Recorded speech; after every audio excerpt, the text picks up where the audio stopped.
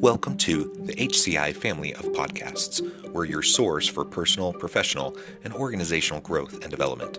We share our own original research, explore industry trends, and interview executives and thought leaders from across the globe. Join us for practitioner-oriented content around all things leadership, HR, talent management, organizational development, and change management. Maximize your personal and organizational potential with the HCI family of podcasts.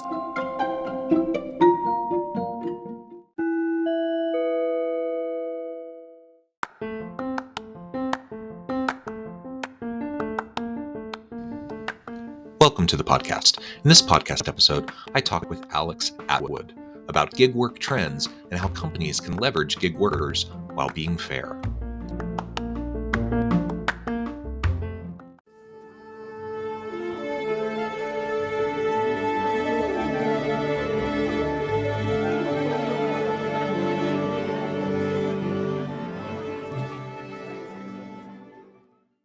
Alex Atwood, welcome to the conversation today.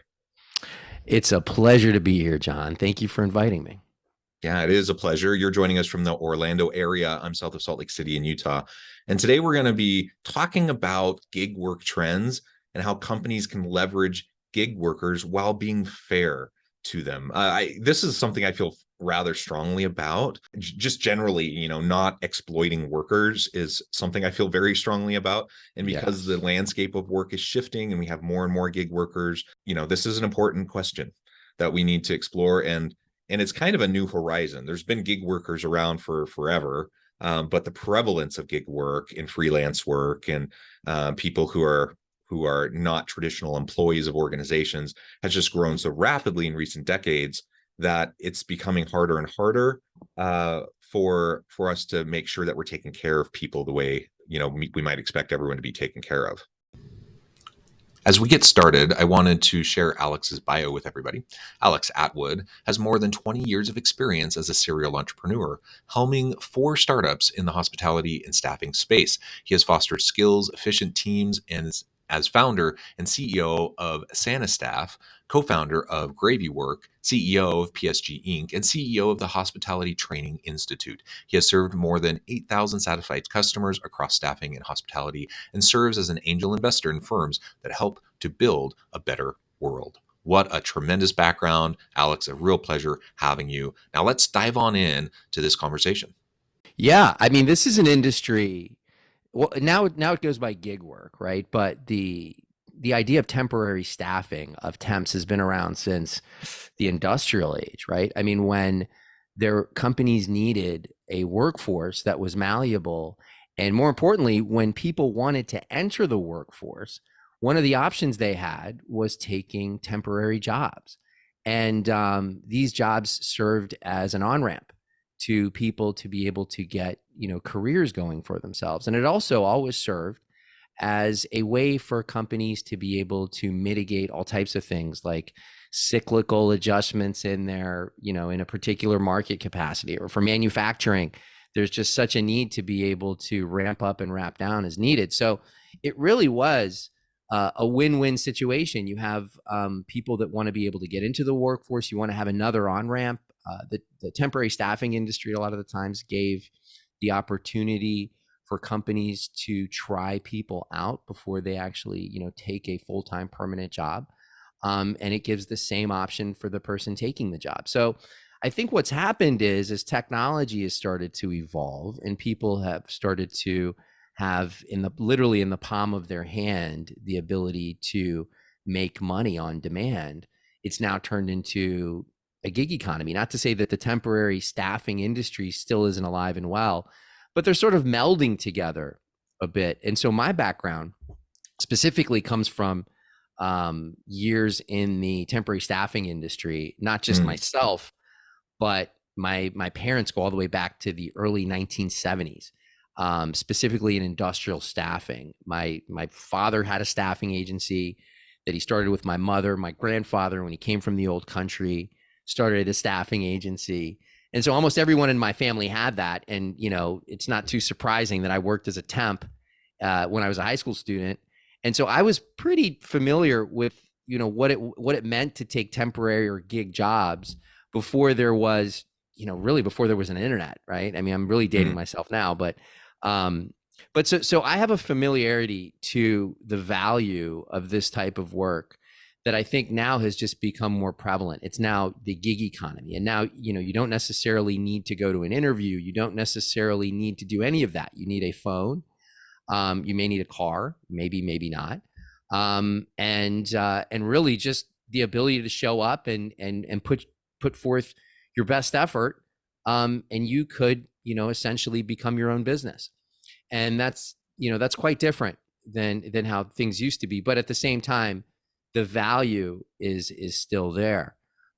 So when you ask, how do companies, how valuable is the gig economy, and how do we ensure that people who are working in this particular economy as, sort of temporary workforce, how do we ensure that they're treated fairly? Well, I'll say we ensure that in the same way that we ensure that all people that work are treated fairly. As company leaders, how do we treat our vendors fairly, right? How do we treat, those contractors that have worked for us for years fairly, whether they're in IT or whether they're in hardware, whatever.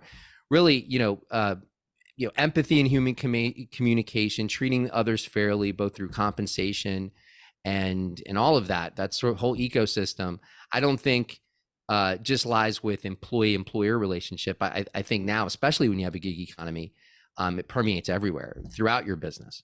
Yeah, I think so.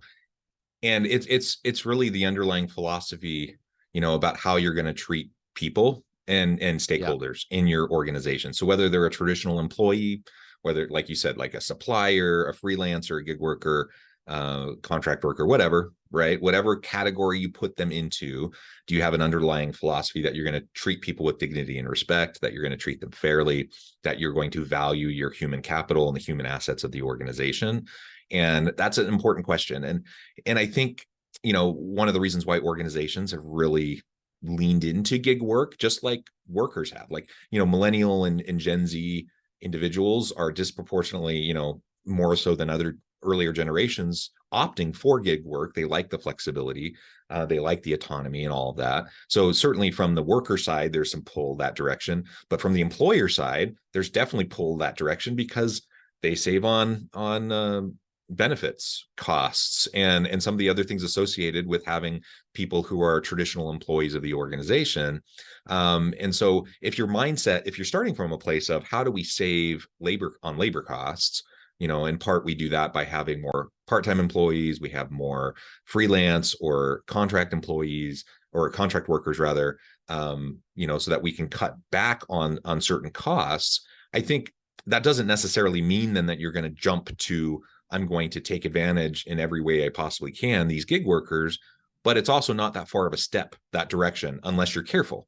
So we have to stay true to like what our core values as an organization are. If we value people, if we value our employees, let's remember that we also need to be valuing our gig workers, our contract workers, our suppliers, everyone who's in the ecosystem of our organization. All the people involved need to be treated fairly.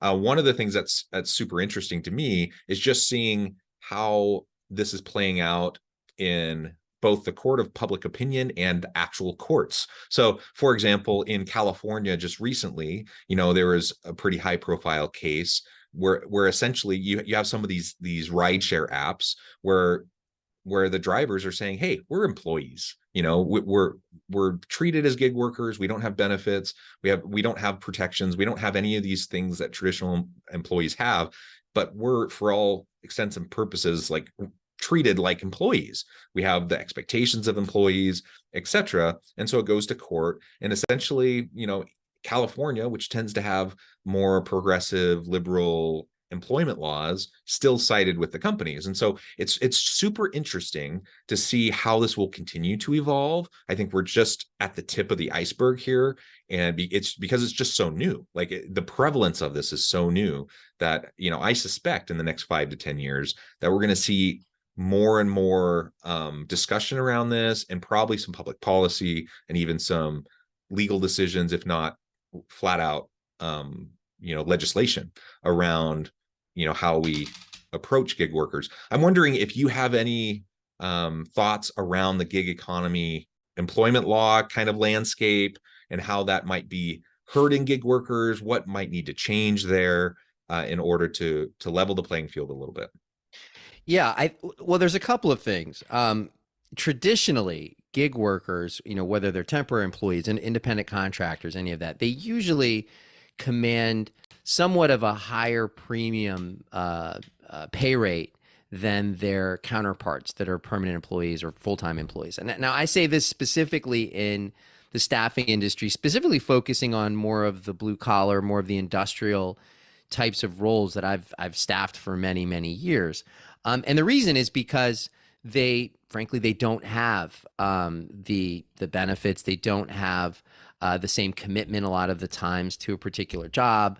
They're there to and use, they have the skills necessary for that particular role. They're there to execute that role, and they may do it for as short as a day or as long as a month or so, and then they move on. So the idea is that while they may not enjoy the same benefits as maybe a counterpart that is a full-time employee working there, they are enjoying somewhat of a higher rate, somewhat of a higher pay rate.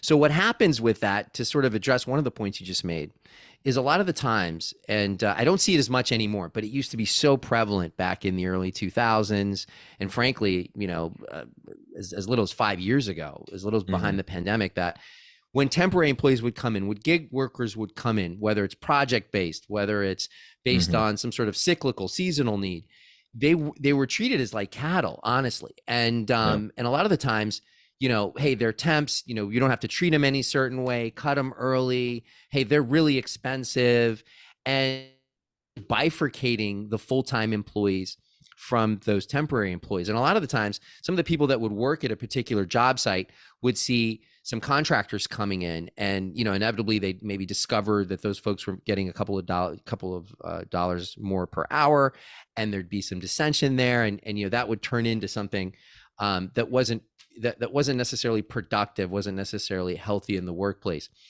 What I think I've found now, and I've been actually working on this for years, how do we somehow give some sort of benefit, some sort of access to healthcare to those who are working in different companies, different jobs, particularly, potentially different roles, which is extremely difficult for for a staffing company or a gig economy company that's primary driver is to be able to accommodate the needs of multiple companies across multiple industries.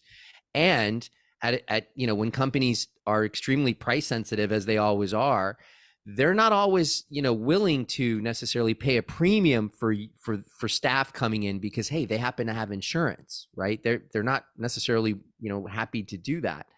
So you find yourself in a position where, okay, how do we begin to really treat our employees? And my company Gravy Work would have all of its, and my background as a in the staffing industry has always been W-2 employees. That's just kind of the way it ran. How is it that we can provide some sort of benefits and still be able to be feasible as a company, right? How do we somehow include these benefits into a margin that already is sort of slim, specifically in the industrial side of things? And so what we find is, well, there's different programs, especially these days, where they have benefits programs that are lower cost, but they still give access to some healthcare options that are, sort of premium. Those are coming out now. There's also really what I've done is where, as much as we can, we want to be able to provide access to actually healthcare benefits. What I've done is always provided access to other sorts of benefits. So whether it's skills training, I founded something called the Hospitality Training Institute to be able to give government-funded skills training, to be able to up-level people, not in just their technical skills, but soft skills. It could be anything from, being able to be an empathetic listener, being able to improve on their English, ESL, things like that, to where, okay, it's something that is absolutely a win-win. People are learning to be able to earn more for themselves, provide a better living for themselves and their family. And hey, how can we just kind of continue to take care of them, in times of need? How can we form a community around our workforce, even though they're gig workers. And for me specifically, that doesn't just translate to a group of potentially transient workers. It should absolutely translate to a more permanent, stable workforce. Like, how do you build a community within your teams? How do you do that? And if you can do it for a gig economy platform, if you can do it for a group of workers that are working in different locations, potentially doing different roles at different pay rates every day, then you can absolutely do it in all sorts of companies. And that's sort of what we put together. So how we do that is, finding ways for people to actually connect in person with each other. And then actually, instead of sort of trying to instill a company philosophy or trying to push out, maybe a new feature on our particular platform, really having a quorum, a forum, really understanding, hey, what's important to you? What's happening in your world? What is it that we can do to somehow support what you're up to, right? And so that's initially where a lot of the training programs we had put together come from. And that's where I think, and there are different healthcare, companies, especially startups happening now that really want to address this problem. But that's where the creativity comes in. You sort of listen to what's happening in the workforce's lives, what their needs are, and then you start to find solutions to those things. And building community, I think, is really key there. And the good news is, I think leaders and companies in corporate America are starting to wake up to this, specifically after the pandemic, which has decimated the hospitality industry and other industries, which just needed those service level, devoted employees. They just realized that, hey, employees are not just some commodity. These people have needs. And guess what? Profits are healthy when you have people that are healthy and happy to be there, and you retain more people. So it's all of like the basics of running a good company come with devising ways to be able to build community around your workforce, be them gig workers or full-time, quote unquote permanent employees. Although I don't know exactly what a permanent employee. I don't think there's anything permanent necessarily in employment, but yeah. Yeah, well, and I like how you frame it as your workforce. Because a lot of times we talk about our employees, and then you have these other categories. Oh, the contract workers, the freelance gig worker, people. And you're right. In a lot of organizations, they're treated differently, very differently. And so, like, let's start to wrap our mind around our workforce. And then that includes everybody. That includes all the different categories. And so, if I'm running a project and I have some people who are on my staff who are like traditional employees, but I also have some contract people, maybe distributed people from other parts of the world, whatever. If I'm trying, like you said, try to build community, try to make community, a sense of belonging. When you do that, it raises the level of output from everybody. You're going to have better stuff. You're going to have better projects, better solutions. You're going to innovate and create more. People are just going to be more motivated. They're going to be more productive.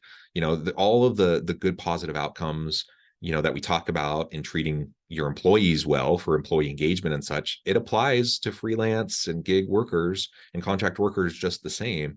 And a lot of times it is those contingent workers that feel totally disconnected from the organization. And so then you're dealing as a manager, as a leader, if you're not fostering that community, you're going to be dealing with trying to get production out of people that don't feel any real commitment, investment, or loyalty to what you're trying to do. And of course that's what we want. We want everyone to be committed and loyal.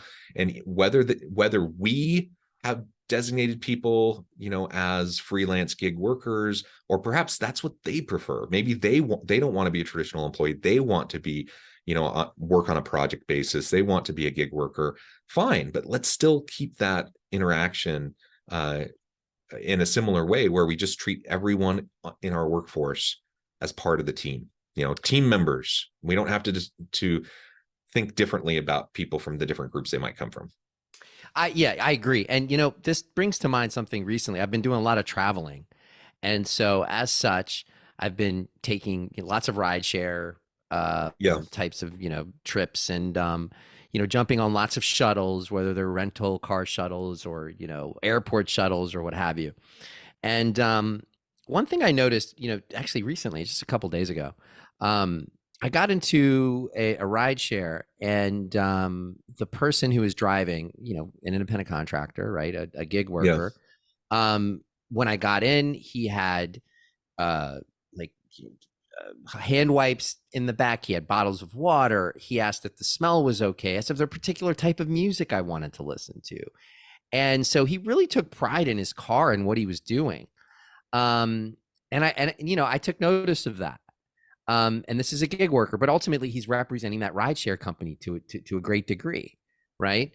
And then I was dropped off at the airport, or what have you. I think I had to get on an airport shuttle, and then I jumped on an airport shuttle, and the airport shuttle driver just seemed angry. Like, he didn't seem like he wanted to be there. And I remember I was standing there, and he kind of like shuffled through the front, and I said, "Hey, am I going to, gate whatever?" And he was like, I think so.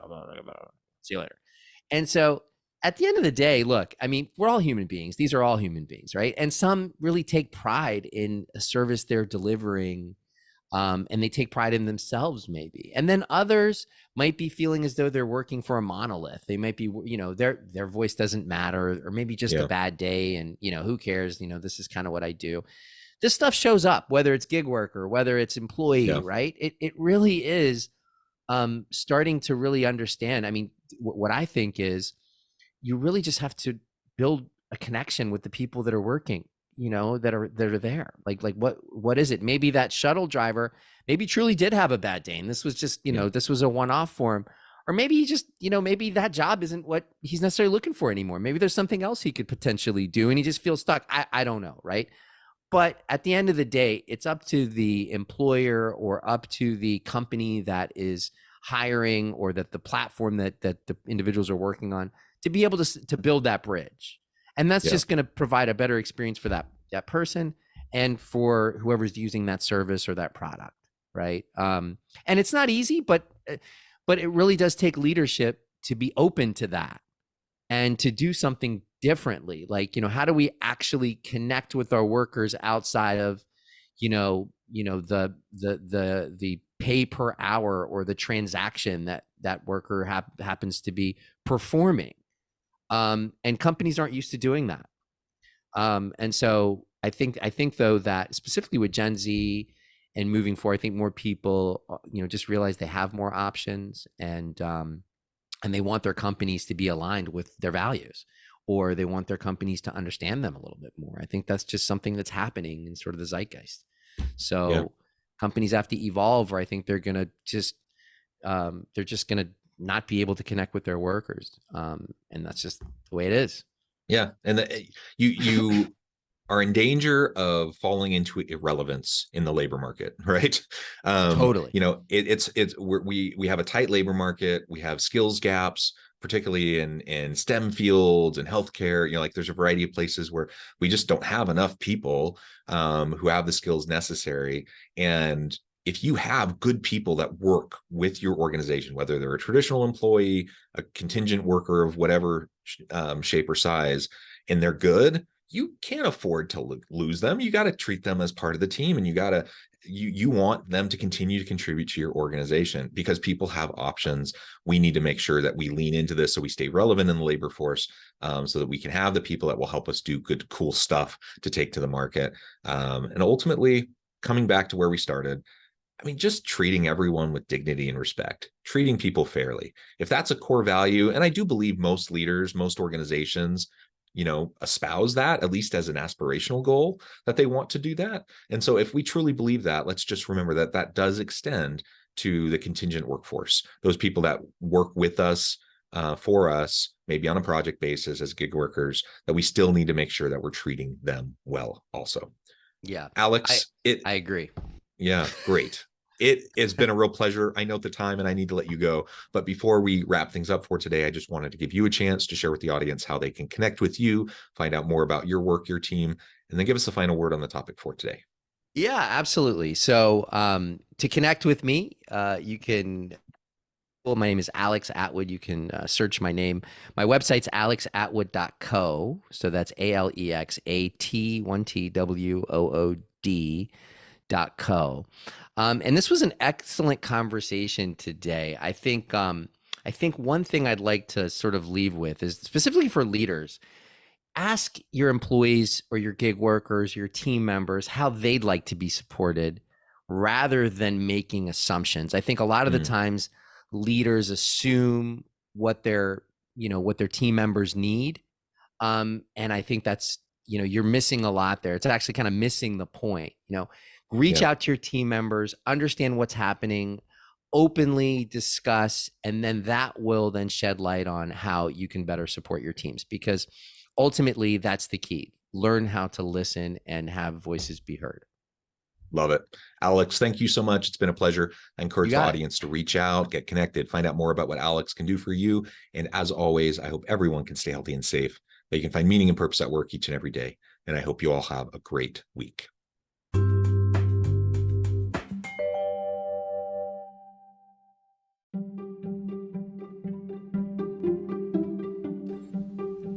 Thanks for joining us for this episode of the podcast. We hope you stay healthy and safe, and please join us again soon.